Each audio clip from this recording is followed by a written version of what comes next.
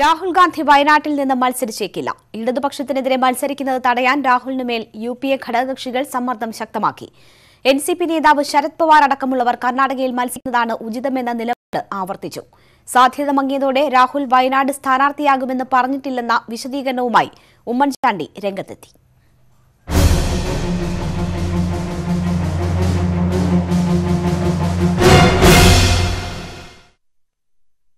വയനാട്ടിലാരെന്ന അനിശ്ചിതത്വം 6ാം ദിവസത്തിലേക്ക് കടക്കുമ്പോഴാണ് മത്സരിക്കേണ്ടതില്ലെന്ന ധാരണയിലേക്ക് രാഹുൽ ഗാന്ധി എത്തുന്നത്. UPA ഘടകകക്ഷികളുടെ സമ്മർദ്ദമാണ് കാരണം. NCP നേതാവ് ശരത് പവാർ രാഹുൽ കേരളത്തിൽ നിന്ന് മത്സരിക്കരുതെന്ന ശക്തമായ നിലപാടാണ് രാഹുലിനെയും സോണിയാഗാന്ധിയെയും അറിയിച്ചത്.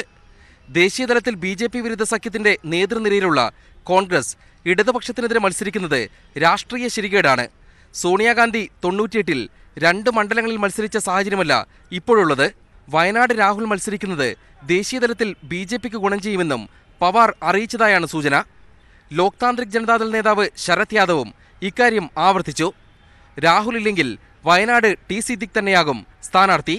രാഹുലിന്റെ പിന്മാറ്റമുണ്ടാക്കുന്ന ക്ഷീണം മറികടക്കാൻ മുതിർന്ന നേതാവ് മത്സരിക്കണമെന്ന ചർച്ച വന്നാൽ KC വേണുഗോപാൽ, ഉമ്മൻചാണ്ടി എന്നിവരുടെ പേരുകളും ഉയരും.